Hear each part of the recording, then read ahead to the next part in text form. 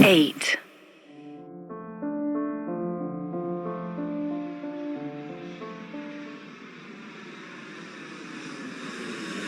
Flight Delhi से सीधा Tokyo land हुई।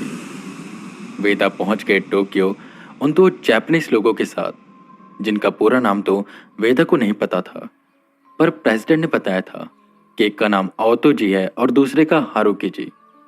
जापान के ओसाका में इनकी एक हिडन लेबोरेटरी थी, जहां पर अक्सराज का दिल रखा हुआ था, और साथ ही साथ उसी लेबोरेटरी में वो वेदा की बॉडी पर कुछ रिसर्च करने वाले थे। वो सब प्लेन से उतरते हैं और सीधा जाते हैं ओसाका। यहाँ पर हारुकी जी और ओतो जी को हिंदी नहीं आती थी और वेदा को जापानीज नहीं आती थी। हाँ, ये था कि वेदा थोड़ी बहुत टूटी फूटी जापानीज बोल लेते थे और बाकी के जापानीज उनके सर के ऊपर से निकल जाती थी। बाकी वो आपस में एक ट्रांसलेटर की मदद से कुछ बातें कर रहे थे। ओसाका में उन्हें लेने के लिए एक गाड़ी आती है, जिसमें बैठकर वो एक दिशा की ओर जाने लगे, जहां बस खेत थे, पहाड़ थे और वो काफी गांव वाला इलाका था, जहां पर एक टनल थी और वो गाड़ी उस टनल के अंदर जाती है। टनल के अंदर ही एक शटर था और गाड़ी के वहां पर खड़े होते ही वो शटर खुल गया। गाड़ी उसके अंदर चली गई। वेदा की आंखें ये देखकर खुली की खुली रह गई। इस वक्त तक उनके दिमाग में अक्सराज की चिंता थी। वो उनके शरीर में रहेगा, कैसे यह सब होगा, बस वो यही सब सोच रहे थे। पर जैसे ही उन्होंने ये सब देखा, उनके दिमाग से अक्सराज ही निकल गया और वो बस उस लेबोरेटरी को देखने लगे, जो टनल के बीच में थी और पहाड़ के सेंटर में लोकेटेड थी। मतलब यहाँ पर एक लेबोरेटरी हो सकती है, ये कोई सोच तक नहीं सकता। वो दोनों शख्स कार से उतरते हैं और उनकी टीम से कुछ बातें करने लगते हैं। वहीं वेदा यहाँ वहाँ सब चीजें देखने लगते हैं। बड़े बड़े ग्लासेस के अंदर अजीब अजीब से जीव रखे हुए थे, जिनके ऊपर रिसर्च हो रही थी। और वेदा को वहां पर एक अजीब सी नेगेटिव पावर सेंस होती है, पर यह पावर अलग अलग थी। कुछ बहुत ज्यादा नेगेटिव थी तो कुछ बहुत कम। उनके पास एक डॉक्टर आता है, जो वेदा को अपने साथ अंदर लेकर गया। उन्हें एक जगह पर लेटा है क्या और उन पर तरह तरह की रिसर्च शुरू हो गई। वेदा पूरे दिन उसी बेड पर लेटे रहे, जहां कभी उन्हें कोई इंजेक्शन लगाता, कभी कोई मशीन आती, कभी उन्हें कुछ और खिलाया जाता तो कभी क्या होता। ये सब वेदा समझ नहीं पा रहे थे कि तभी वो दोनों वेदा के सामने आए और बोले, मैं आशा करता हूं कि तुम अब हमारी बात समझ पा रहे होगे।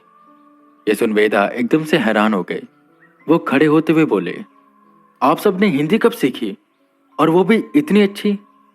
जिस पर हंसते हुए हारुकी जी कहते हैं, दरअसल हम जापानीज ही बोल रहे हैं और तुम भी जापानीज बोल रहे हो। वेदा का दिमाग चकरा गया।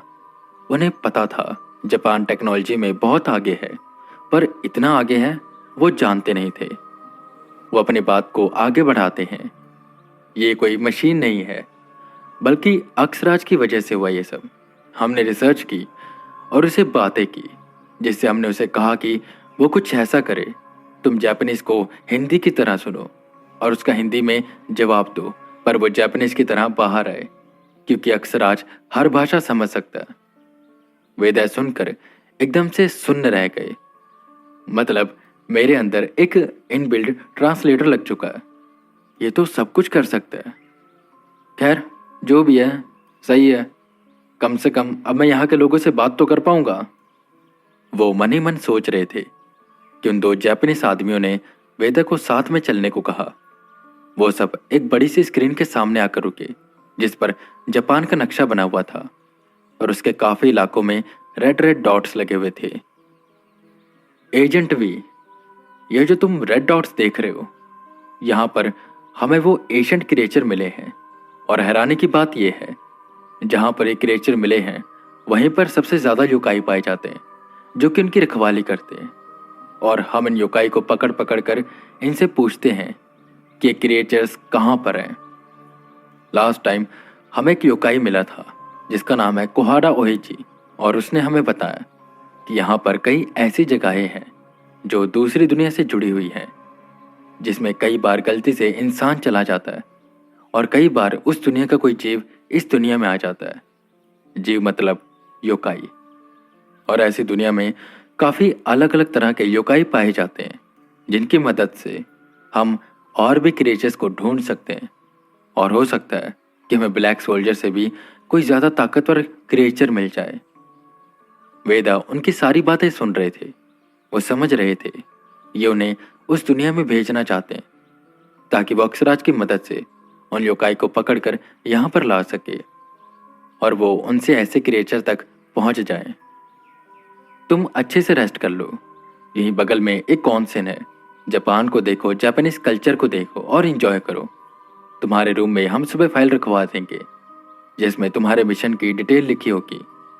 तुम्हें बस अक्षराज की मदद से उस मिशन को पूरा करना है। पर अभी के लिए तुम इतना मत सोचो और जाओ एंजॉय करो। वेदा को आराम तो चाहिए था। वो अपना बैग उठाते हैं और पहाड़ की चोटी की ओर बढ़ने लगते हैं जहां पर वो ऑनसेन है। ऑनसेन दरअसल गर्म पानी के पॉन्ड्स होते हैं जिसमें जापानीज लोग नहाते हैं और ये ज्यादातर पहाड़ों का पानी होता है जिन्हें गर्म किया जाता है और ये होटल्स में अक्सर पाए जाते हैं। इसमें बस एक ही बात अजीब होती है कि इसमें सब मेल एक साथ नहाते हैं और दूसरी तरफ फीमेल एक साथ। इसके बारे में वेदा को इतना नहीं पता था, तो वह सीधा जब ऑनसेन में एंटर हुए, वो भी बिना कपड़ों के, तो वहां पर पहले से ही काफी जापानीज बैठे हुए थे जिन्होंने कपड़े नहीं पहने थे और वो ऑनसेन में नहा रहे थे। माफ करिएगा, मैं बाद में आता हूँ, मुझे पता नहीं था कि आप सब नहा रहे हो।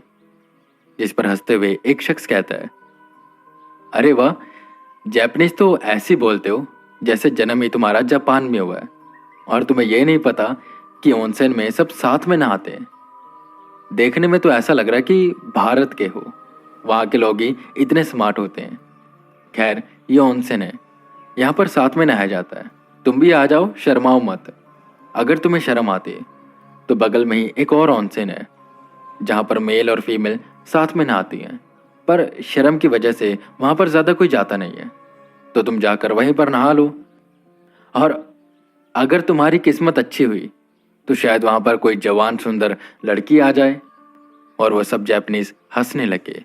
वेदा, जो कि ब्रह्मचर्य को फॉलो करते हैं, वो कहते हैं, मैं आपकी भावनाओं की कदर करता हूँ और शुक्रिया अदा करता हूँ कि आपने मेरी मदद की, पर मैं एक ब्रह्मचारी हूँ और इन मोह माया से काफ़ी ऊपर उठ चुका हूँ।